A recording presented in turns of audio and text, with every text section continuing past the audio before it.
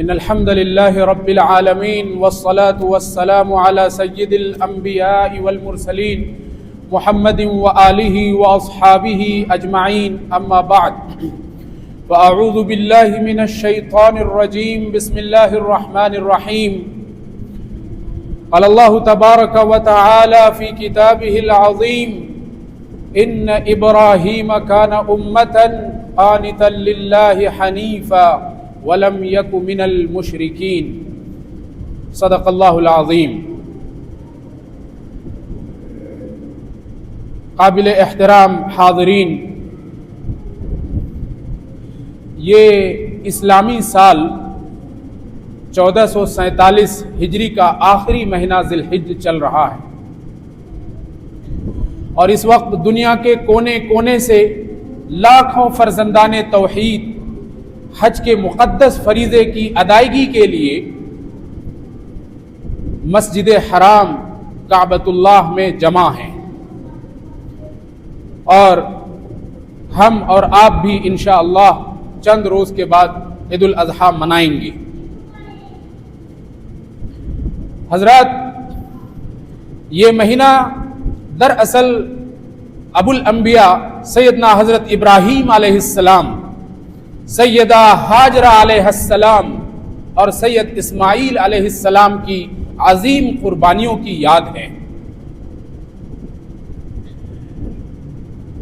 Biblical narration کے مطابق آج سے لگ بھگ 4,500 سال پہلے 2166 قبل مسیح یعنی کہ 2166 میں حضرت ابراہیم ایک بت فروش خاندان میں پیدا ہوئے۔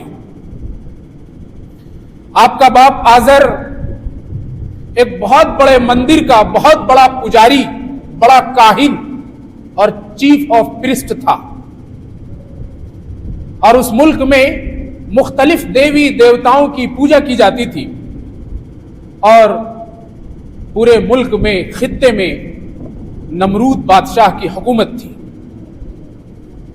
ایک دن ہوا یوں کہ جب شام ہو گئی، رات ڈھلنے لگی، تو حضرت ابراہیم نے ایک ستارے کو دیکھا، کافی بڑا ستارہ ہے، تو کہا آدھا ربی، یہی میرا رب ہے۔ اس کے بعد وہ ستارہ ڈوب گیا۔ تو حضرت ابراہیم نے سوچا، کافی غور و فکر کے بعد، کافی ویژولائزیشن کے بعد کہا کہ یہ ستارہ یہ ڈوب گیا، اس کا مطلب یہ طلوع ہوا پھر ڈوبا، یہ نکلا پھر ڈوبا، اس کا مطلب ہے کہ یہ کسی کے اشارے پر چل رہا ہے، یہ کسی کے حکم کا پابند ہے۔ تو جو کسی کے اشارے پر چلے، کسی کے حکم کا پابند ہو، وہ ابراہیم کا رب کیسے ہو سکتا ہے؟ اسی طریقے سے کہا کہ سورج روشنی ضرور دے رہا ہے، لیکن کسی نے اسے روشن کیا ہوا ہے، جو صبح میں نکلتا ہے اور شام میں ڈوب جاتا ہے۔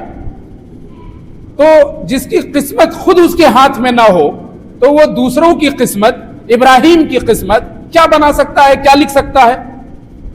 تو اپنے باپ آزر سے کہا، اتتخذ اصناما آلہہ انی اراک وقومک فی ضلال مبین، کہ ابا جان، یہ آپ پتھروں کے بت کو آپ نے صنم اور خدا بنا لیا، آپ تو بڑی گمراہی میں ہیں۔ باپ نے کہا تم بڑی بڑی باتیں کرتے ہو، تم کو گھر سے بے گھر کر دوں گا۔ تو سب سے پہلی دعوت حضرت ابراہیم نے اپنے باپ کو دی، توحید کے مشن کا آغاز اپنے گھر سے کیا۔ دوسرے مرحلے میں، سیکنڈ فیز میں، حضرت ابراہیم نے توحید کی دعوت عام لوگوں میں اور مذہبی طبقوں میں پیش کی۔ تیسرے مرحلے میں، تھرڈ فیز میں، حضرت ابراہیم اپنی توحید کی دعوت کو لے کر نمرود کی پارلیمنٹ میں پہنچے اور توحید کی دعوت پیش کی۔ تو نمرود نے پوچھا کہ تمہارا رب کیا کرتا ہے؟ تو حضرت ابراہیم نے کہا کہ میرا رب وہ ہے جو مارتا ہے اور زندگی عطا کرتا ہے، جو موت دیتا ہے اور زندگی عطا کرتا ہے۔ تو نمرود نے کہا یہ تو میں بھی کر سکتا ہوں۔ اس نے وہیں پہ ایک شخص کو قتل کر دیا اور ایک قیدی کو بلایا اور اس کو آزاد کر دیا۔ کہا دیکھا، میں نے ایک کو آزاد کر دیا، زندہ کر دیا، اور ایک زندے کو مار دیا۔ تو حضرت ابراہیم نے کہا میرا رب وہ ہے جو سورج کو مشرق سے نکال کر مغرب میں ڈبوتا ہے. اگر تم خدا ہو تو تم سورج کو مغرب سے نکال کر مشرق میں ڈباؤ. بس حضرت ابراہیم کے اس دلیل کے سامنے نمرود کی بکواسی کا جنازہ نکل گیا. قرآن کوٹ کرتا ہے فَبُهِتَ الَّذِي كَفَرَ، کہ وہ حیران ہو گیا جب اس سے کوئی جواب نہ بن سکا. پھر اس نے بھی وہی کیا جو کوئی بھی ایک فاسسٹ یا کوئی بھی ایک ڈکٹیٹر اور ظالم کرتا ہے. اس نے حضرت ابراہیم کے خلاف کونڈولنس ٹو ڈیتھ بائی فائر، کہ اس کو آگ میں جلا دیا جائے، اس کا فرمان جاری کر دیا. اور اس طریقے سے حضرت ابراہیم کو ایک دہکتی ہوئی آگ کے انبارے میں پھینک دیا گیا. لیکن من کان للہ کان اللہ لہ، جو اللہ کا ہو جاتا ہے اللہ اس کا ہو جاتا ہے. حکم ہوا قلنا یا نار کونی بردا وسلاما علی ابراہیم، کہ اے آگ ذرا ابراہیم پر سلامتی والی اور نارمل ٹمپریچر والی ہو جا. اور آگ، وہی آگ ابراہیم کے لیے گلے گلزار بن گئی. آج بھی ہو جو براہیم سا ایما پیدا، آگ کر سکتی ہے انداز گلستاں پیدا. اس کے بعد حضرت ابراہیم رکے نہیں، کہا انی ذاہب الی ربی سیہدین. جب انسان کے سامنے ٹارگٹ اور نصب العین اور مشن واضح ہوتا ہے تو پھر وہ انجام کی پرواہ کیے بغیر اس کو پورا کرتا ہے. حضرت ابراہیم رکے نہیں، عراق سے نکل کر فلسطین گئے، اردن گئے، شام گئے، مدین گئے، یمن گئے اور توحید کی دعوت کو پیش کیا. اور ساتھ ہی ساتھ نیک اولاد کے لیے دعا بھی کرتے رہے، ربی حب لی من الصالحین، کہ اللہ ہمیں صالح ذریت عطا کر. اسی بیچ میں جب آپ حضرت ابراہیم 86 سال کے ہو گئے تب جا کر حضرت ابراہیم کو اسماعیل کی ولادت نصیب ہوئی، پیدائش ہوئی 86 سال کی عمر میں. ابھی اسماعیل بہت چھوٹے ہیں، شیر خوار ہیں، دودھ پی رہے ہیں کہ دوسری آزمائش آتی ہے کہ اے ابراہیم بیوی ہاجرہ کو اور ننھے اسماعیل کو وہی چھوڑ کر مشن پر نکلو. حضرت ابراہیم نکل گئے اور پھر یہی وہ واقعہ پیش آیا. اور وہ ایسی زمین تھی جہاں چھوڑ کر کے گئے جس کو قرآن کہتا ہے بِوَادٍ غَيْرِ ذِي زَرْعٍ، ایسی زمین جہاں نہ گھاس اگتی ہے، جہاں نہ پھول کھلتے ہیں، جہاں نہ پانی کا کوئی قطرہ نصیب ہے. اب ماں ہاجرہ بیٹے اسماعیل کے لیے کبھی اس پہاڑ سے اس پہاڑ، اس پہاڑ سے اس پہاڑ، صفا اور مروہ کا چکر لگاتی رہی، دوڑتی رہی. اور وہ دوڑ اللہ کو اتنی پسند آئی، اتنی پسند آئی کہ آج وہ حج کا ایک بنیادی رکن بنا دیا گیا. جب تک حاجی اس دوڑ کو پورا نہیں کرتا اس کا حج مکمل نہیں ہوتا. اور پھر وہ معجزہ خداوندی اسماعیل کے اس ایڑی کی رگڑ سے وجود میں آیا جسے ہم واقع زمزم کہتے ہیں.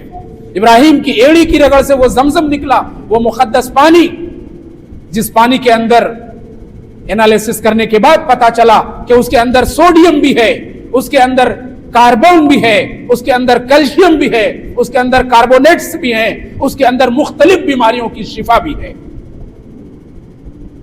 آپ اپنی دعوت پر، توحید کے مشن پر جاری و ساری رہے.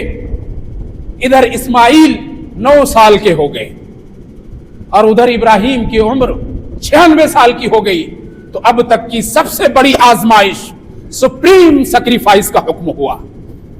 وہ بھی ڈائریکٹ نہیں، انڈائریکٹ خواب دکھایا گیا کہ اسماعیل کو میرے لیے ذبح کر دو.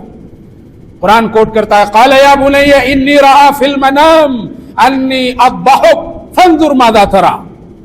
باپ ابراہیم نے بیٹے اسماعیل سے کہا بیٹا حکم ہوا ہے کہ میں تمہیں اللہ کے لیے ذبح کر دوں، فانظر ماذا تری، تمہاری کیا رائے ہے. ذرا امیجن کیجئے، سوچئے کیسا منظر رہا ہوگا. لیکن اسماعیل بھی ماں ہاجرہ سے اور باپ ابراہیم سے سپردگی کا سبق، وے آف سبمیشن اور اطاعت و فرما برداری کا انداز سیکھ چکا تھا. 9 سال کی عمر میں کہا ابا جان خدا کا حکم ہے. جب خدا کا حکم ہے تو مجھ سے پوچھنے کی کیا ضرورت؟ I am ready for it. یا ابت افعل ما تؤمر ستجدنی انشاء اللہ من الصابرین. کہ ابا جان جب خدا کا حکم ہے تو اس میں پوچھنے کی کیا بات ہے، آپ اس کو کر گزریے، انشاءاللہ آپ مجھے وفا کی اور اطاعت و فرما برداری کی کسوٹی پر مکمل کھڑا پائیں گے، صابر اور صبر کرنے والوں میں سے پائیں گے۔ پھر ہوا یوں کہ دونوں کے دونوں ذبح گاہ کے لیے نکل گئے۔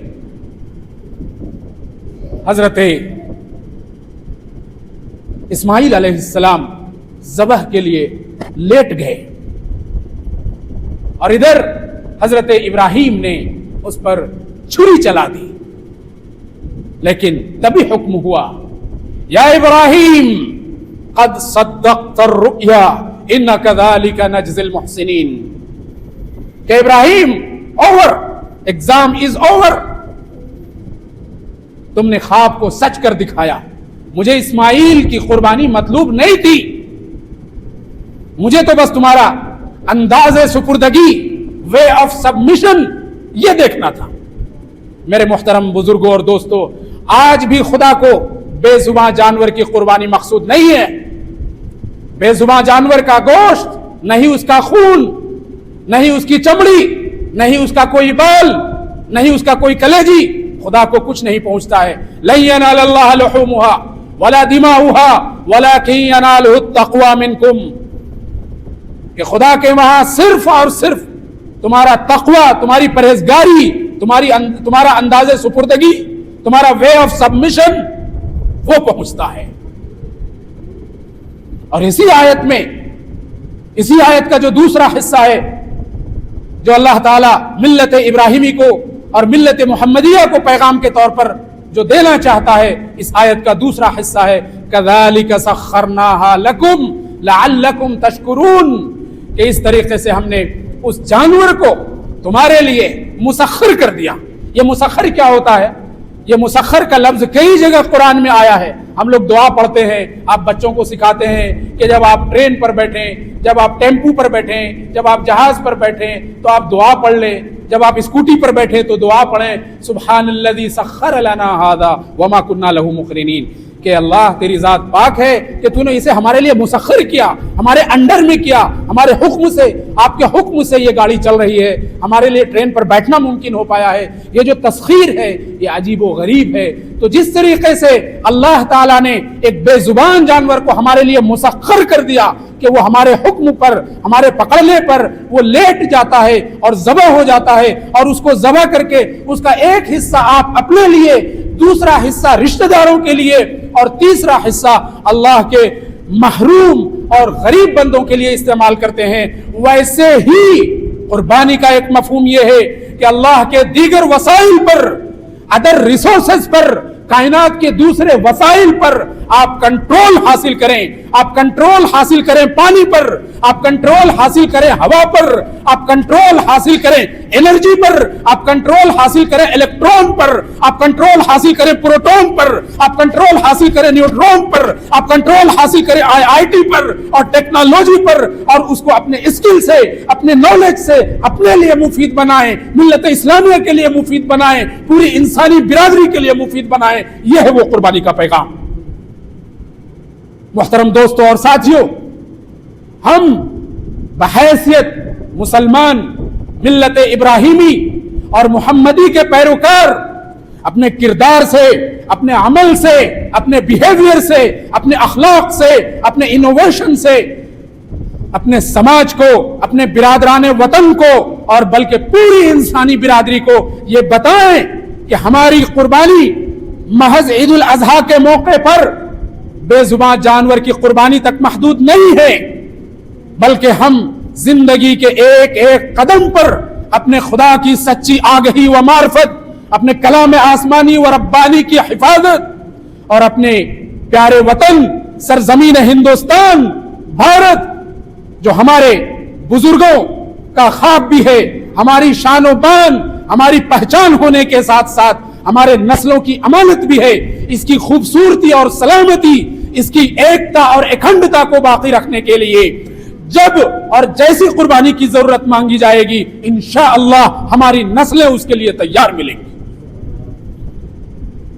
محترم دوستوں اور ساتھیوں، یہ بات سچ ہے کہ یہ دنیا جائے آزمائش ہے، یہاں قدم قدم پر مصیبتیں، آزمائشیں دامن گیر ہوتی ہیں، یہاں مختلف نشیب و فراز سے گزرنا پڑتا ہے، یہاں اپس اینڈ ڈاؤنز آتے جاتے ہیں، بہت سی جگہوں پر لوگ موب لنچنگ کا شکار ہو رہے ہیں، لوگ ظلم کا شکار ہو رہے ہیں، لیکن مایوس ہونے کی ضرورت نہیں۔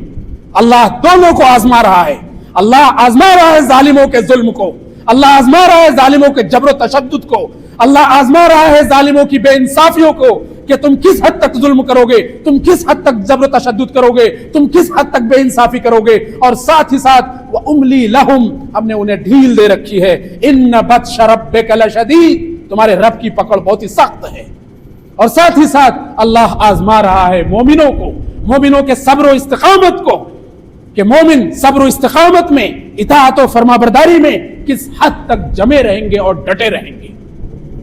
دوستو اور ساتھیوں، یہ آزمائشیں صرف ہم تک نہیں ہیں، آزمائشیں انبیاء پر آئی، رسولوں پر آئی، اور اتنی آئی، اتنی سخت آئیں کہ انبیاء اور رسول پکار اٹھے، متی نصر اللہ، اللہ کی مدد کب آئے گی؟ تو اس آزمائش کی گھڑی میں واقعہ سیدنا ابراہیم ہمیں سکھاتا ہے کہ بندہ مومن کا مزاج صبر اور جمع والا اور اللہ کی ذات پر توکل اور بھروسہ والا ہونا چاہیے۔ اس آزمائش کی گھڑی میں واقعہ سیدنا ابراہیم ہمیں یہ سکھاتا ہے کہ خدا کے دین کی سربلندی اور اس کی خوشنودی کے لیے چاہے جب اور جیسی قربانی کی ضرورت آئے، بندہ مومن کہے اللہم منا ولک، کہ اے اللہ ہم تیرے لیے ہیں، تجھ سے ہیں اور تیرے ہی دربار میں حاضر ہیں۔ واقعہ سیدنا ابراہیم ہمیں یہ سبق دکھاتا ہے، سکھاتا ہے، یاد دلاتا ہے کہ ایک بار خدا کے دامن کو مضبوطی سے تھام لینے کے بعد بندہ مومن کو کسی اور آستانے پر نہیں جھکنا چاہیے، چاہے وہ آستانہ کتنا ہی بڑا کیوں نہ ہو۔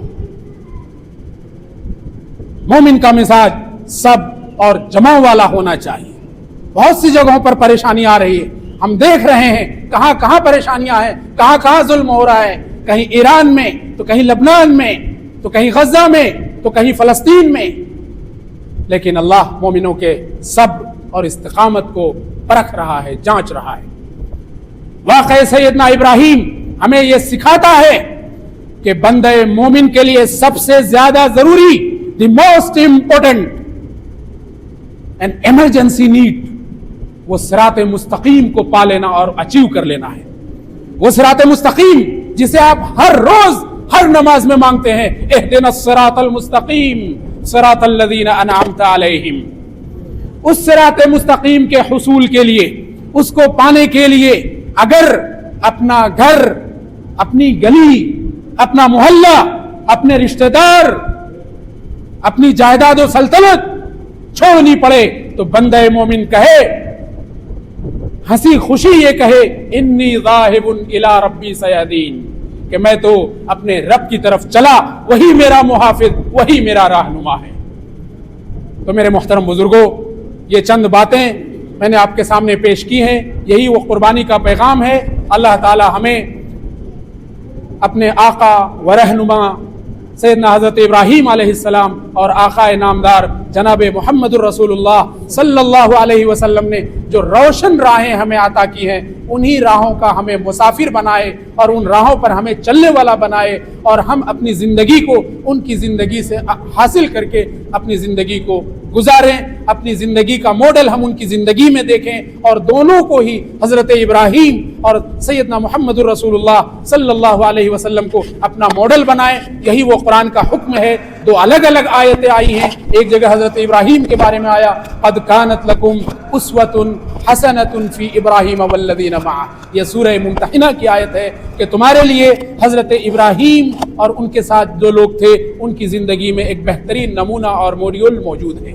اسی طریقے سے اللہ کے رسول کے بارے میں سورہ احزاب کے اندر آیا لقد کان لکم فی رسول اللہ اسوۃ حسنہ، کہ تمہارے لیے محمد کی زندگی میں ایک بہترین نمونہ اور اسوہ موجود ہے۔ اللہ تعالی ہم میں سے ہر ایک کو ان کے اسوے پر چلنے والا اور عمل کرنے والا بنائے۔ وآخر دعوانا ان الحمد للہ رب العالمین۔